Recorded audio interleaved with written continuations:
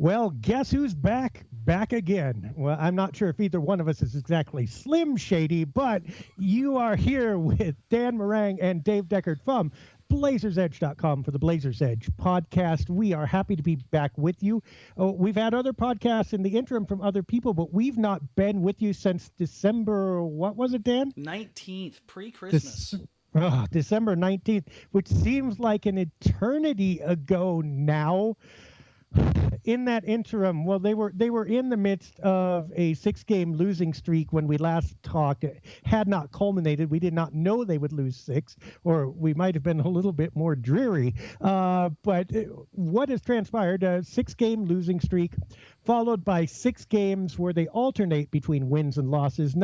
They're kind of off the schneid, but they're not really back on the bike yet. They keep winning one and losing one. The cumulative record, though, Dan, 13 losses in their last 17 games. What in the world is going on? And the thing is, of those 4 wins, you're talking about wins against the Kings, the Timber Kitties, the Lakers, and the one, I guess, decent game in that, which we kind of hope would spur them forward, which led to the 6-game losing streak, was against the Thunder. Yeah, but okay. So you can't. Don't we got 2 kitties for Christmas. So first of all, they're really feisty. Second of all, they're really cute. So that's not an insult. Cats are much better than wolves. So they've got to come up with another. The blunder wolves or something like that would be okay. But anyway, yeah, go right ahead. The big win, the comeback win. Now, mind you, that was. That was at home, unexpected, Oklahoma City, great moment. As you said, everybody was going to turn the corner. The Blazers are back, and now they're back losing. We've established that this is really bleak. Damian Lillard's injury is part of it, obviously. What else is going on?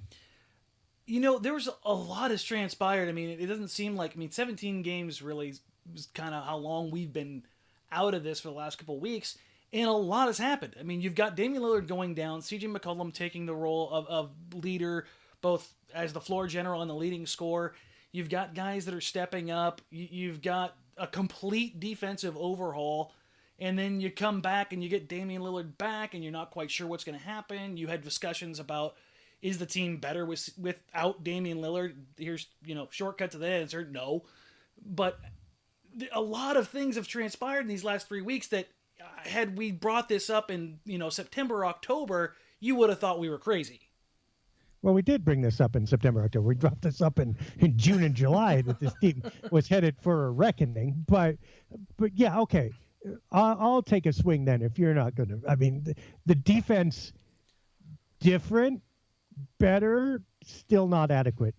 They're not defending people. They actually managed to hold some people under 100. I'll give them that. Dallas, yay. I mean, congratulations. You kept the Mavericks from scoring. Memphis, also, yay, injured. I think they got a little assist from rosters in that sense. Toronto, keeping them to 95 was probably pretty good, but they can't stop anybody. The offense, the primary thing was against Detroit last night. Scored 124 points in double overtime against the Pistons, who are not scorers, and still lost. The offense could not go much better, and they still lost. Yeah, the only thing that I can point to in the difference, and this is something you and I have discussed at length for a while now, is the difference between the old style system and which Coach Stotch has been employing since his time in Dallas and brought here with a different roster composition to what we saw in that span when Damian Lillard was out, when it was much more aggressive. It was something that we haven't seen really in the past year and a half before, in that they dictated on the defensive end. Now, there were certainly lapses, there were certainly holes, and things happen, but when you literally flip your entire defensive scheme that you've been prepping for and is familiar with in what amounts to the middle of the season, there's gonna be hiccups. But I think there was a lot of promising things that came out of that, and now that Lillard stepped back into that, I don't really know what to say. I mean, you look at the Pistons game, and there was remnants of that aggressive defense, but if there was ever a time that I wanted to see a more aggressive approach, it was against a team that really focuses on a pick and roll combo between Drummond and Jackson. That's their primary bread and butter. If you can take one of those two out of the game, which neither one were taken out at any point in time, with the exception of Jackson and foul trouble, then you might actually see something come to fruition out of that. And it just didn't happen. It didn't materialize until it was too late. Yeah, and, that's been a chronic issue for the Blazers during this year and especially during this streak. I mean, if you look at leading scorers for various teams that they've faced, you get a laundry list of the best players in the league, and you're going to say, duh, of course, but it's regular. It's on the regular with Portland. DeMarcus Cousins, Kawhi Leonard, DeMarcus Cousins again with 55, Kevin Durant, I'm going back in time here, Russell Westbrook, Blake Griffin, Paul George, Marcus Gasol, Hassan Whiteside, James Harden. The number one option of the other team, they never stop. They just cannot hold anybody down. And the best hope is that the Blazers' number one and number two options end up better. And that happens, a reasonable amount of the time. It's not like Damian Lillard and CJ McCollum are slouches on the offensive end, but their offense is translating into great stats, but not wins because they cannot take away what the other team does. They did that for a little stretch when Lillard was out. You look at the stat lines that Karl Anthony Towns, LaMarcus Aldridge, which you can debate, with or without Kawhi, and DeMarcus Cousins. Cat was 3 of 15. LaMarcus took 3 shots, and Boogie ended up shooting, I think, 41 or 42%. And the Spurs game, which the Blazers had a legitimate chance of winning until the fourth quarter happened, it's like they just lost their minds defensively at what they had accomplished for 3.5 quarters. But they showed that they could be aggressive. They could double the post, get the ball out of what was or assumed to be the best player's hands and make them struggle all night long. Lo and behold, they're in the game. Even with a subpar offense with Lillard out. I mean, you look at the difference in offensive and defensive rating with Lillard out. Yeah, the defense is staggeringly better if you just look at the rating, but the offense drops off like you wouldn't believe. So yeah. That kind of compensation, I mean, as good as the defense is, you're still not talking about an all-world defense. Now, the game against the Warriors, they gave up 125 points in that game, but it was a game where the defense, in my eyes, actually performed well. You're just talking about a generational team that is going to hit shots on you, even if you make play 1, 2, and 3. They've got options, D through Z. Yeah, and I think everybody will excuse the Spurs and Warriors losses. I mean, come on. But, losing to the Pistons at home, losing to Sacramento ever, that kind of thing, losing to Denver handily, and really struggling in a lot of these wins as well. I mean, the Blazers maybe have had a couple of easy wins, but you've never had secure wins. And they just don't look like a team that's in control. I think we can agree, though, if the Blazers can defend even a little bit, they have a really legitimate chance. They're just not defending at all. And, we can debate. We can debate all day long whether Lillard is. We'll talk about that in a minute. But before we get there, if this pace continues, if they continue to win 41% of their games, that leaves them with 34 wins at the end of the season. Does that surprise you? When the number came out, again this year, I believe it was 46.5. I was hesitant against that because it seemed like, even if the team holds solid, that's a tough one to go against. So 34? Yikes. I mean, last year's team I picked for 36 wins. So, I mean, I think I had 35.5, which is why, you play the over on that last season with that number. But 34 wins, if you look at the projections, you're looking at a team that's going to be 14 games behind the number 7 seed. By the way, that 34 wins is going to put you in the playoffs to play the Warriors in the first round. Oh, jeez. So, and you know what it'll be? Oh, they made the playoffs again. With 34 wins, you don't get to say you made the playoffs. I mean, you can say it as a technical matter. Like, yeah, I was on Star Trek. I was an extra in a red shirt and got shot in second 2. You know, it's like in frame 2 of this, I died by phaser. But I guess you can claim to be in Star Trek, but you were no William Shatner. But I mean, if you're the Trailblazers here, you have to legitimately worry even if you get on a run and get things going. The Kings, the Nuggets, the Pelicans, and the Lakers are all within shouting distance right now, within a game or two. Yeah, and the problem is not the number of the seed. I mean, 8 is a little disappointing, but hey, it is the playoffs.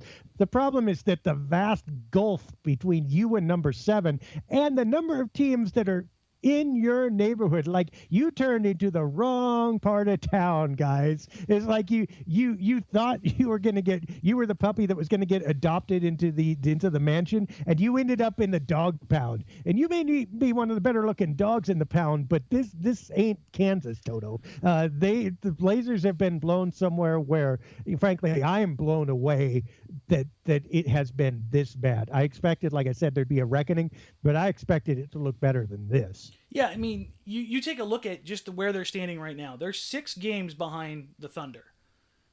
That means the Thunder have to lose 6 in a row. The Blazers have to win 6 in a row just to catch up. I mean, just to get even. So, unless Russell Westbrook to the 7 seed. I mean, that's staggering. I mean, that amounts to, essentially a 10-game difference to what you have to overcome. That's insane. I mean, you're within a couple games, 1 or 2 games right now from needing a near miracle to make it past the 8 seed as your ceiling. That's insane. And it's January. Like, you are locked into 8 seed at the best in January. Your year is not going well. Well, before we get accused of, pasting on and being negative and what have you. By the way, 13 losses in 17 games merits a little bit of critique. But let's talk about some of the positives that have happened. As you said, CJ McCollum has emerged.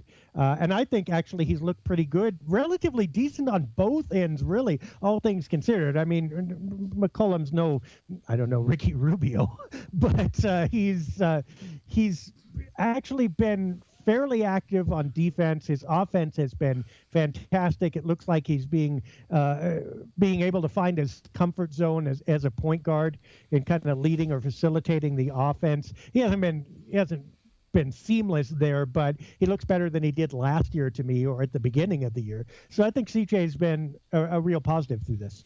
What's incredible is if you look at CJ McCollum's 11 games with Damian Lillard out, 32 points, nearly 6 assists and 5 rebounds on 55% effective field goal percentage.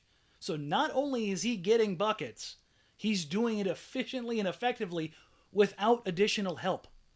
That's essentially him as the one primary ball handler is the guy who is getting it done night in, night out.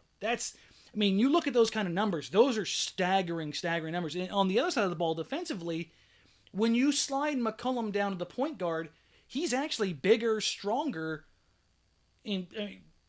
just a more imposing presence at that position than Lillard is. Lillard's a built guy, but he gives up a couple inches and a couple pounds to McCollum.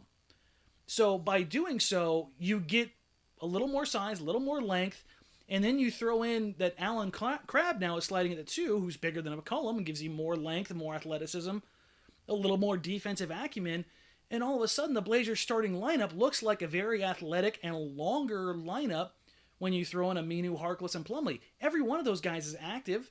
Every one of those guys can get after it on the defensive end, and I think that translated when you saw the switch in scheme. So I think judging Lillard on that is a little unfair, because I think if you put Lillard in the position that McCollum was in with Crabbe alongside him, I think you'd see a lot of the same.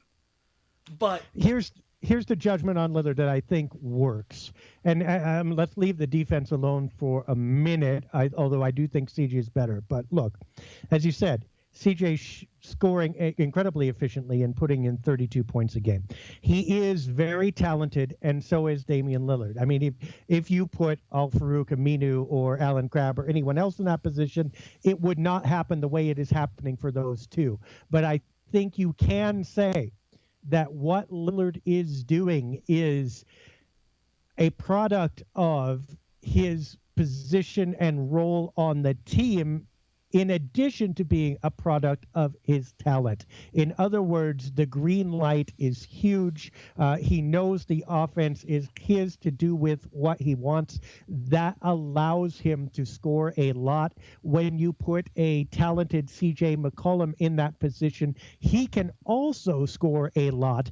That does not diminish either one of their talents, but it may mean that what Lillard is doing is not quite as singular in that aggregate scoring aspect as we might have otherwise assumed. Yeah, I mean, right now, McCollum has more 30-point games this season than he had all of his career so far. He's got 9 30-point games compared to 8, which is essentially saying he has 9 30-point games this year, 8 30-point games last year. But we're essentially halfway into the season now, and he's already at, broken that level. So that shows you the level of scoring that McCollum has kind of taken to. Right. And to be fair, I mean, look, this is kind of the Russell Westbrook argument a little bit, in that people know that Russ is fantastic. People ask, can Russ play on a team with a bunch of other talented players where he has to moderate his offense and still be just as effective? I think it's fair to ask that about Lillard as well. I mean, is he that kind of championship caliber player in addition to being a obviously all-star scorer? And I think McCollum's scoring streak when Lillard was out does reflect that maybe there's a lot of scoring going on that is, I don't want to say replaceable, but at least the Blazers can compensate for it if Lillard isn't doing it. Yeah, you're right. Replaceable is the wrong way to go about it, but I get the sense with what you're saying there, in that if you put somebody with essentially the same talent level or skill level with the same green light, then yeah, they're going to go out there and get theirs. To me, the most impressive thing about this is that McCollum was doing this by himself without the aid of that other guy who's make or break, however you want to decide it, on the same level offensively, and yet still doing it at a more effective and efficient level than Lillard was. I think I don't say that as a negative towards Lillard. I just think it's impressive what McCollum has accomplished without Lillard on the floor. Right. And someone will say, well, Dave, you just talked about the offense not being as good with Lillard, the team offense not being as good with Lillard out. Yes, granted, nobody's saying this is a championship team. No. Nobody's saying that they have the players around them. We're just saying, looking through the lens through which we're forced to look because of this roster, Lillard, what he does, McCollum can also do. And Lillard is, again, not replaceable, but that scoring can be compensated for. Now, let's talk about those other guys. Allen Crabbe, we complained about him last time we talked, disappearing. He disappears every once in a while still, but he had a fantastic game, career high against Detroit, 12 of 15 shooting, 30 points. What did you see from Crabbe that you liked last night? Last night in particular was what I had hoped to see from Crabbe when Lillard went down. Was a guy who was going to come in, zero hesitation, take the shots he needed to take, from mid-range, coming off the curls, coming off the down screens, working off the pick and roll, which last night was the best I've ever seen him in that aspect. He caught off a curl, put the ball on the floor, and finished with his left hand. I mean, there was plenty of people on Blazers Twitter last night who were just kind of wide-eyed about that. Like, I've never seen that from him before. That's a nice little wrinkle to the game. And that's the kind of level that, I think a lot of people, when they saw that last night, like, that's what Allen Crabbe got paid for this offseason. Was not necessarily 30 points, but taking the shots he needs to take in rhythm, zero hesitation, pure shooter, get buckets. I mean, that's what they were looking at. Is the lack of that happening all the time? Is that more Crabbe, or is that role? I think a little bit of both. I think Crabbe's one of those guys where, I hesitate to say this more, he's kind of like Nick Batum, where if that first shot goes, he could be in for a good night. But I think he's one of those guys where his confidence can wane a little bit every now and then, and that can come back to bite him. But you saw it last night where he gets rolling, man. He is as pure a shooter as you can find. It's absolutely insane. So, again, a little bit of both there, but really, he's kind of grown over the last couple of weeks. When Dame first went down, there were a couple games where you're getting 35, 36 minutes from Crabbe, and he's giving you 8, 9, 10, 11 points. You can't be out there and be essentially the clear number 2 option on the floor with Lillard out and get 8, 9, 10, 11 points. I mean, is anybody else, popping up in your head as the legit go-to option when he's starting at the 2 over anyone else? I mean, Harkless is a nice player and all, but I still think even with Dame out, he's better suited to that number 3, number 4 guy, whereas Crabbe's the guy that needs to step in there and be that guy that gets you that 15, 18 points a night with Lillard out, right? Yeah, I mean, there is nobody else. And I know Mo has good games. I'm very appreciative of what he does. I know Aminu looks more comfortable in the offense. Mason Plumlee's becoming a hub of the offense with his passing and et cetera, et cetera. There is no one else who can be that second scorer.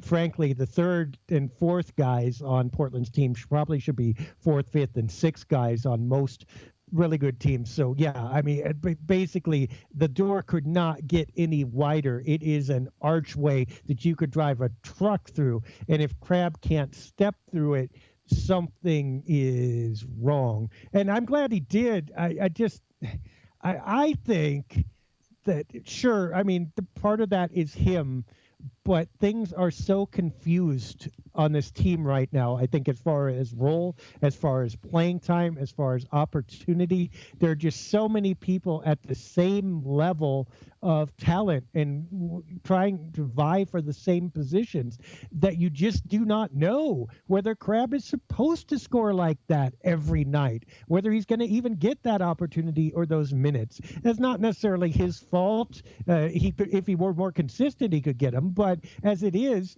I mean, why not Evan Turner? Why not have CJ and Dame just take all the shots? There are no really good answers to that, and no really good defined thing for Crabbe where you say, look, we need your 18 every night or we lose, so go get them.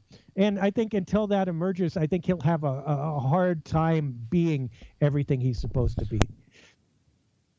Yeah, no, I think you're right in the sense that, I mean, you can't look to a guy like Mason Plumlee because he's your Swiss Army knife. He's your utility player with his as is playmaking. Everybody. I mean, we can cut that short. I mean, there just is nobody. Yeah. Nope. You go right down the line. I mean, the next guy might have been Myers Leonard, but oh geez, I mean, there's talk about up and down. There's like up and disaster. I mean, that's basically what Myers put in, and he's not stepping through that archway either. So yeah, there's nobody. You know who we should talk about though?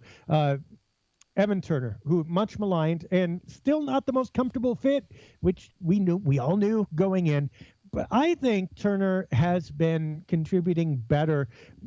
Scoring, yeah, kind of, but just in every other part of the game, I think he's become more of a facilitator. I think his defense. I mean, the Blazers relied on him to shut down Reggie Jackson at the end of regulation in the first overtime against Detroit. I think that he has been stepping up and finding more of his comfort zone. Yeah, and I mean this in the most complimentary manner possible. Evan Turner playing on this team is no longer an eyesore. It stuck out like a sore thumb early in the season. I mean, it was just really, really, it was, to be honest, and I don't mean this in any kind of hyperbole, it was some of the worst basketball I'd seen in the past decade. It just, right. And not just from Turner. It was not just Turner. No, it was like everything about what was going on. It wasn't square peg and round hole. It was square peg and garbage disposal. Yeah. I mean, that's basically, he just does not fit. No, and credit to him for working through it and for Stotts putting him in a position to succeed. And I think that boils down to getting him into his comfort zones more often. Instead of operating on a pick and roll at the 3-point line where teams just aren't going to honor him, they're putting him more in the high post. Dane Carbaugh wrote a great article and did a video on it saying, hey, getting him in the high post, getting him down low on the right block, getting him in mismatch. I mean, he's a big kid. I mean, when he's playing the 2 or the 3, there aren't many guys, and if you get a cross match on him, that can handle him. Physically, he's a big, strong guy who can move guys out of the way. He can get to his spots. He may only have 2 or 3 moves to go to, but they're 2 or 3 pretty decent moves. Now, he still has one of those plays every now and then where he'll dribble into the paint, 1-on-3, and get one of those ridiculous early shot clock mid-range pull-ups that just drive me crazy.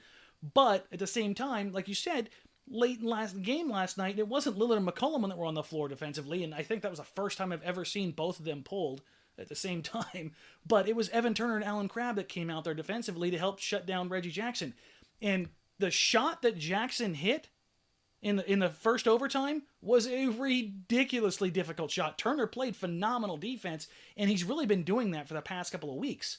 He's picked up a lot of the primary threat if Aminu or Harkless isn't on the floor, and done more than an admirable job, which is saying a lot compared to what he looked like defensively in the first month or so.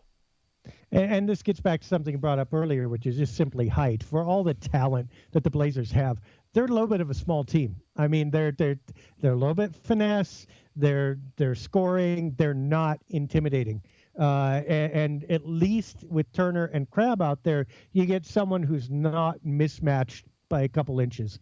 So yeah, I mean, I kind of like that move as well. I just wanted to give some kudos to Turner because he deserves a few after the early season. The other guy I think who deserves some kudos and who's still taking flack, Mason Plumlee, obviously did not stop Drummond against Detroit and obviously has had some struggles, but he is out there moving. The new defense, I think, does pretty well for, at least it takes advantage of some of his gifts as opposed to sticking him down one-on-one, defending a guy who's too big and too long for him.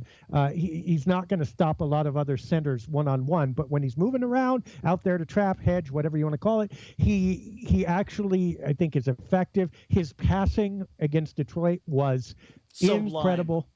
Oh my gosh, that overtime, I think it was, what was it, 4 of 5 shots that the Blazers made in that second overtime, I believe it was, were assisted by Mason Plumlee. And there's no answer for that. Now, they cannot do that every play, but my gosh, when they have relied on him, he has come through. And I like what I have seen from Plumlee lately.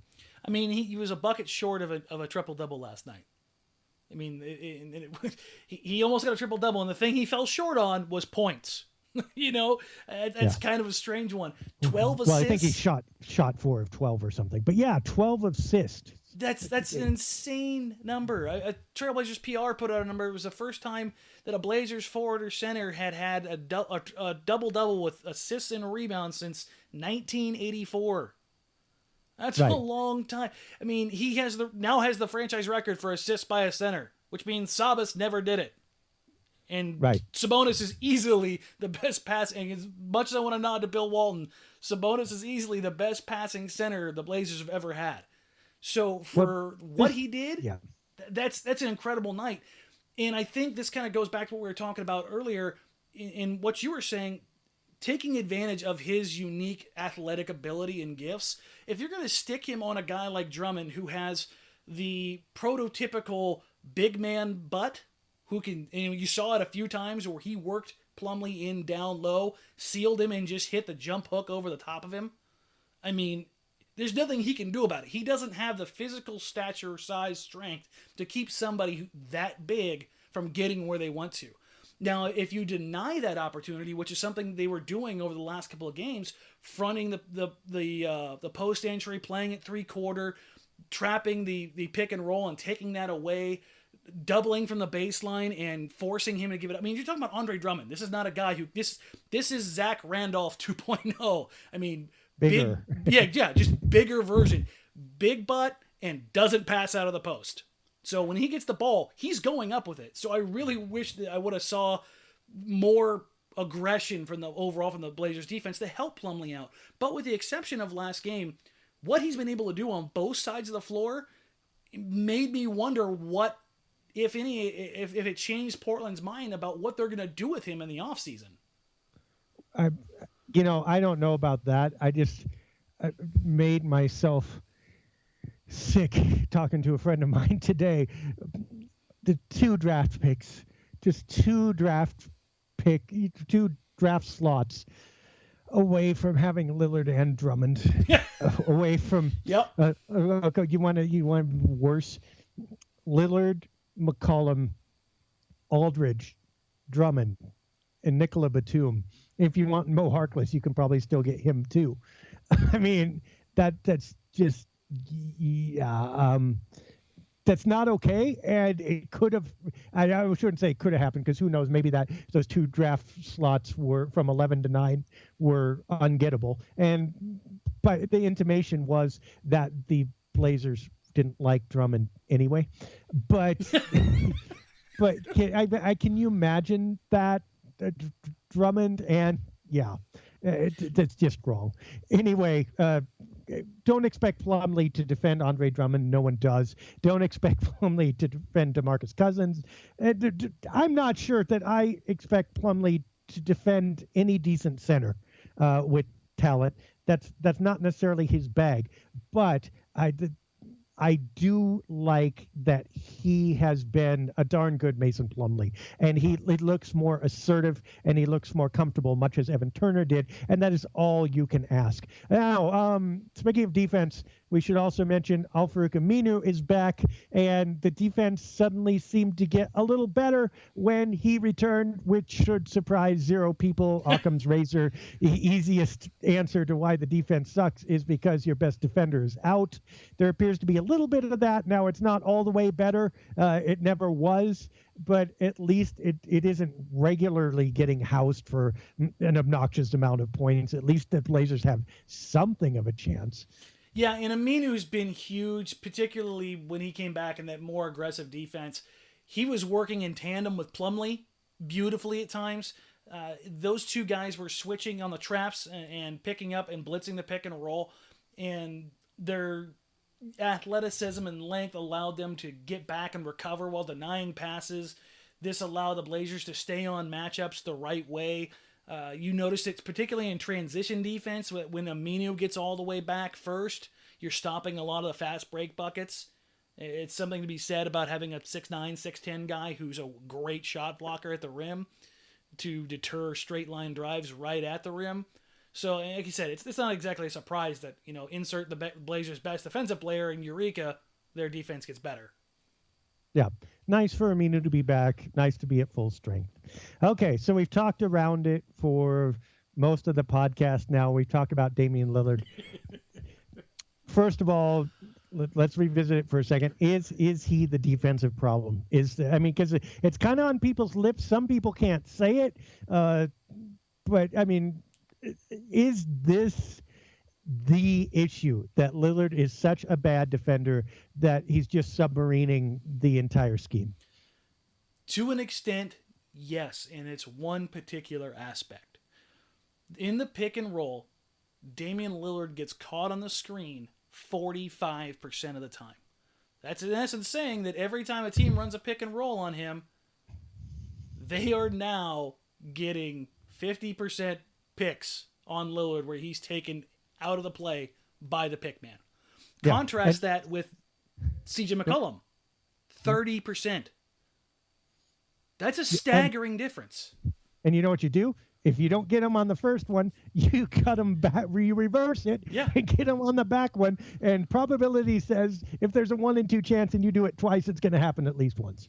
And I don't understand. And by the way, this has been kind of an issue with Portland guards from time immemorial. Going back to the Nate McMillan days, they just never got. Oh God, I remember Sergio Rodriguez.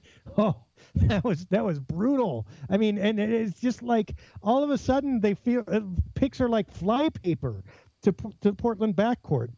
I've never understood it. I've never understood how athleticism, and maybe that's it. Maybe the scoring prowess is overshadowing, I don't want to say a lack of athleticism, but look, is Lillard the quickest lateral guy in the league?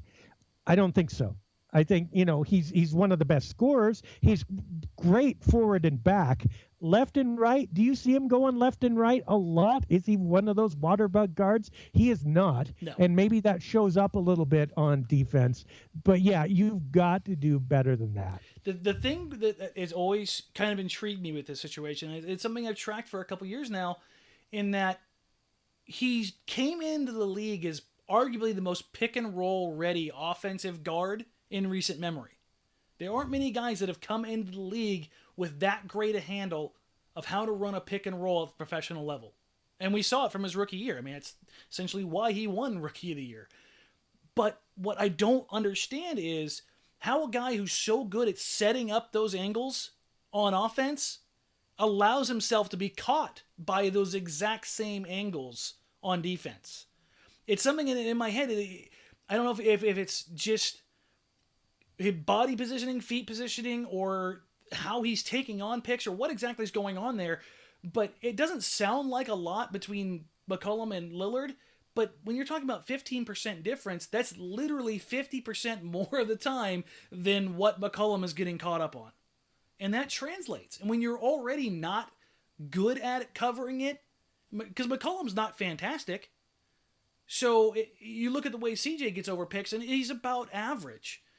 And then you fall down to that point, it's going to slide all the way down to your defense. And if you don't have plus defenders all the way down the board to make up for that, then it's not going to work.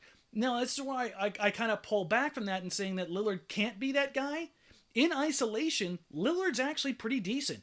In the post, he may be one of the best post defenders among point guards in the entire NBA. That guy doesn't get moved by anybody. So you see these things pop up and you're like, it's not an inability to play defense. It's just something going on, particularly on the pick and roll, that's just not translating. Yeah. And I want to say this can get fixed. I mean, I think that Lillard understands this. I believe he's working at it. I believe he knows that this might well be the difference between a nice career and a championship career. At the same time, it just doesn't seem like there's a lot of positive feedback where, this starts happening right and it translates into wins, or this starts happening right and it translates into attention, kudos, whatever it is. And frankly, he's already got most of everything else. So it's hard to see where there's an easy way out of this, considering he can have an entire career in which he is feted as one of one of this franchise's best players, if not the best player, and one of the best. He'll make the Hall of Fame without ever having been forced to get around a screen. And I worry about that. Now let's talk about this. A lot of the trade talk surrounding the Blazers has involved everybody but Lillard. Should Damian Lillard be included in that for the right player? Understanding nobody's going to give him away, but for the right player, would you consider moving him? Considering what we've talked about with defense, considering CJ McCollum scoring 30 a game without him, considering Allen Crabbe not exactly emerging, but at least having the potential to, would you revolt if the Blazers traded Lillard? If you're talking upper pantheon, top 5 player in the league, no. Which is what we do. That's obviously what we're saying. Yeah. We're not trading him for Paul Millsap. I mean, we're not, or anybody of that ilk. And by the way, I like Paul Millsap very much, but no, we're talking big time players. If we're talking grand scheme of things, do I think it would happen? No. Do I think you should entertain if those kind of offers on the table? Absolutely.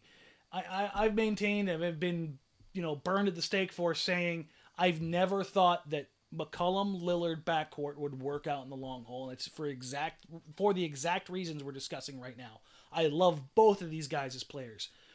As just pure entertainment value, there aren't many guys more entertaining in the league than the way these two play offense. But you're seeing it materialize defensively that there's a shortcoming. You talked about how the team is small, a little bit finesse. Well, look around the league, and the only way you're winning with finesse is if you have, 4 otherworldly finesse players, like the Warriors, or you play with some finesse and a whole lot of power like the Cavs with LeBron James. I mean, that's really, you have to have one of these guys that is either so transcendent offensively, and you've got a ton of them, or you have to have somebody that can just overpower a team, and neither one of those guys are capable of doing that as of yet on either side of the floor. So if you're talking about pairing McCollum with, a Boogie Cousins or a Paul George or a Jimmy Butler or any of these guys that are considered the, cream of the crop at their position and in the right age range, I think you have to at least entertain that offer and that idea. Now, as far as whether or not will it happen, no, not in a million years.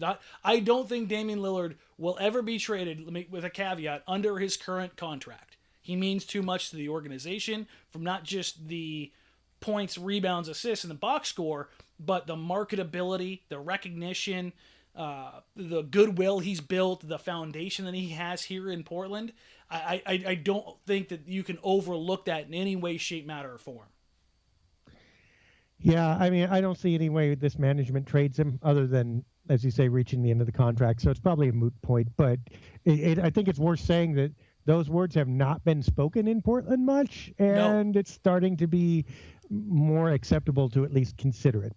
Now, let's finish up with some minor things that happened in the interim. Festus Gate, CJ McCollum told him to hush when he was giving motivational speeches.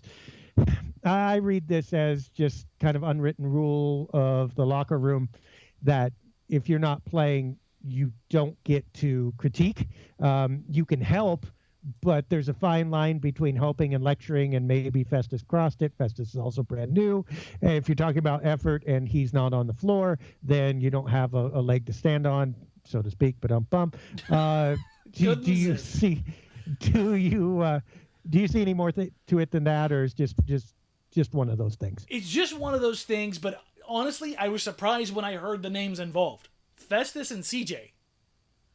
I mean, everything I've ever heard from any player, coach, management, executive, whatever, that's been around Festus Ezeli has said the same thing. That guy's like the hardest working, nicest, most effectual, loving, caring dude you could possibly imagine. And then CJ, who is, he's got this image of this he's very professional, journalistic, but straight shooter. But you don't think you can't really picture him being the guy in that locker room who's stepping up and telling Ezeli to sit down. Like, if you would ask, if you were to take a poll from fans, who do you think on this roster is the guy that's going to tell Ezeli to stand down? I bet you CJ's name probably doesn't come up too high on that list. That's why I'm thinking it's probably maybe was less than skillfully put or bad timing. Probably not a huge deal. It's just, you don't do that. Okay. Other guys, Noah Vonleh. There's been some minutes for him. Boy, I mean, what is there left to say about Noah Vonleh? Can we just say the Nick Batum trade was a bad trade now? Can we get to that point?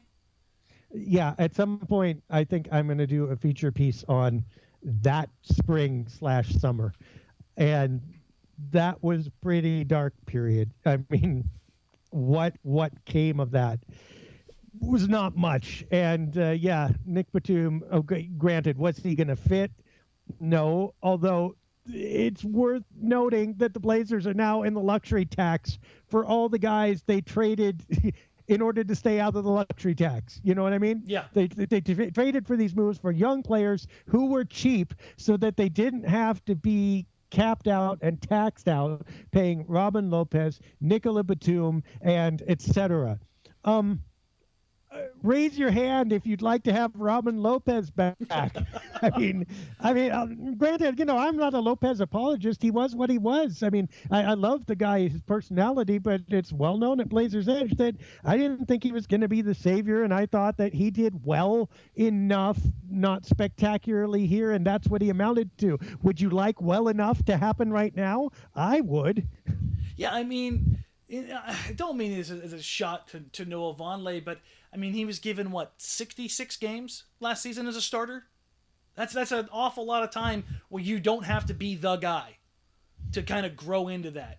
And then he disappeared when he was pulled from the rotation and didn't really show anything more. Summer League, he struggled, and then early season this year, he had a couple games where there was a bit of a revelation. He was scoring, he was rebounding, he showed that nice little baby hook shot, and then he disappeared again. And now, really, the only time he's getting on the floor is in that late second quarter when the second unit's kind of rotating in and out, and Aminu or Harkless isn't on the floor, and he's out there with Myers Leonard, Evan Turner, McCollum, Crabbe, this lineup that they put together. And it's one of those things where you're not really aware that he's out there. He's working hard. He's trying to get rebounds. I haven't really seen him take a shot in a while. But at some point in time, it's like you got to do something. And the thing is, the kid's still incredibly young. He's been in the league, a couple years now, and he's still, I think he just turned 22. So, I mean, there's time for him, but I don't know if it's going to end up being here. Yeah, I mean, yes, there's time for him. There's time for Myers Leonard too. How many? Okay, the Blazers have got time, but it's becoming a more precious commodity with this contract obligation overall for the roster and for their star guards. Damian Lillard, it's too soon to say he's running out of time, but that clock is ticking, not exactly on his career, but his tenure in Portland and his ability to make the most of his prime years. That starts now. You can't wait 5 years for Noah Vonleh, especially since he's not given any indication that he's worth waiting for. I mean, I'm sorry, but it just hasn't been happening for him, nor Leonard consistently, nor everybody at that bottom of the roster you just cannot depend on. And the one thing you need is somebody to depend on here. And the Blazers don't have it. Yeah, no, I mean, you look at what you're getting from those guys, and it's really hit or miss. And you touched on it perfectly. In that Lillard and McCollum, they're entering their prime years. The next 3.5, 4 years are the peak years physically for these guys in the NBA. So it's one of those things where it needs to happen now. There's no time to wait. The building years are we're supposed to be 2 years ago, 3 years ago. If you're looking at Lillard and McCollum, that was the foundational build that you're trying to get to capitalize on what these guys can give you year in, year out. So yeah, waiting on that clock, not something the Blazers can do right now. Yeah, I mean, and yeah, are they still rebuilding? Of course they are. But the point being, they need to rebuild. They can't not rebuild. They can't wait. So yeah, and Vonleh is exhibit A of that. I mean, to me, the experiment with him is not done, but it's fading fast. Ed Davis. Where is Ed Davis? What happened to Ed Davis? I mean, that's one that I still haven't been able to put a finger on. Ed Davis and Al-Farouq Aminu last year were arguably Portland's best two defenders. Aminu on the perimeter and Ed Davis in the interior. Ed Davis, while Damian Lillard was out, had, I think, 2 or 3 DNPs. Yeah, he can't find the floor. I mean, that's your veteran guy. That's supposed to be the guy that you can count on. I have no idea. I keep hearing from people that maybe the additional weight he put on slowed him down. I don't think he's that much bigger, and usually during the season you end up losing that weight anyways. So I don't know what exactly is going on, and to compound that, you throw him on. He doesn't even get on the floor to show you whether or not he's still got it. So I mean, he went from a guy that the Blazers could solely and sorely count on a nightly basis to being below Noah Vonleh, who we're sitting here talking about, maybe running out of time. What does that say about Ed Davis? Yeah, I mean, yeah. This to me may be the biggest mystery of the season. I can't put my finger on why the Blazers. I mean, obviously there are answers to this. It's just hard to know without actually seeing him play. And he's not making the floor. But I would have sworn to you that Ed Davis would have been one of the foundational pieces, especially if the team was in as much chaos and needed a steady hand, and he's just not there. And I mean, okay, so look, partial answer. What do they want with their power forwards? They want floor spreading. I mean, whether they can do it or not, whether Al-Farouq Aminu should be a floor spreader, that's up to debate. But that's where they want him, out at the 3-point line. What do they want from their center? They want someone in the middle of the floor who can turn around, hit a face-up jumper, and pass the ball. That is not Ed Davis either, and that may be the issue. The issue may just be he's just not Mason Plumlee, and he's not Myers Leonard, and he's not Al-Farouq Aminu, and there you go. But it seems a shame to me that the system or whatever it is has passed him by, because I like the guy an awful lot. Shabazz Napier, he has gotten some playing time. What do you think of him? You know, Baz is a guy that is kind of made me smile every time he gets on the floor, because that guy is not lacking confidence at all. I mean, he gets on the floor and he's like, I belong here. Every time he gets a shot, there is zero hesitation in his mind. If he thinks he has a mismatch that he can take advantage and drive on, he takes it and drives. So I really like the decisiveness from him, and I think that's carried over from his college career at UConn. I mean, he's a guy who could consistently get buckets in college. So I think it's a skill that readily translates. And really, the way he played kind of gave me a little bit of hope that somewhere along the line he could be more than just an every now and then backup, and a guy who could get on the floor and give you something on a nightly basis. I don't see him as the Blazers' answer to J.J. Barea or Nate Robinson, you know, one of those little spark plugs that comes off the bench that can get you a ton of points. But I think on a night-to-night basis, I think he's a guy that could maybe do some things for you that could be good for the team in the long run. Yeah. As you said, I like his attitude best of all. The devil may care kind of thing. It's something I think the Blazers need a little bit. I mean, look, Dame and CJ, they're cerebral guys, kind of. I mean, you can see the wheels turning. I mean, and Dame gets his moments where he's just balling out there and he's on a roll. That's fantastic, but sometimes I think they think too much. Like there's a weight on their shoulders. Allen Crabbe feels like he's looking over his shoulder, as does Myers Leonard. Shabazz Napier just brings something like, he just balls. Go out there. Just look. This is amazing. Look, I get to shoot. Heck yeah, I'm going to shoot. And, you know, if I miss it, I'm going to shoot again. You're going to remember my name. And I like that for Portland. Now, look, do I think the Blazers are going to keep him? Do I think he's indispensable? I do not. But he at least has been kind of fun to see. And that's more than you can say for a lot about Portland in the last 13 of 17 losses. You know what? Maybe we should stop letting go of those second, third string undersized point guards, because the last two that left have turned out to be pretty decent. Don't do that. don't you Patty Mills me. I mean, Frazier's not exactly a slouch right now. He may be the Pelicans' second best player. Yeah, and then I mean, you can even kind of Will Barton too. Yeah. I mean, he had that kind of attitude, and Will. Okay, did he fit? I don't care. He was just fun to watch. But yeah, that doesn't matter. It's like, would I like Will Barton back? You bet I would like Will Barton back. Because you know what? You wouldn't have any bench scoring issues if you had Will Barton back. It's just like, okay, one of the guards is checking out, send Will in, because he's just going to shoot it. He's just going to score. And Blazers could use a little of that too. Well, as we close, we should remind everybody that Blazers Edge Night, the tickets are in need of donating. We have people calling us. This is the night when we send underprivileged children and their chaperones to see the Trailblazers play. It's going to be March 9th, but beginning of February is the ticket deadline for donations. We're trying to get to 2,000. We're not there yet.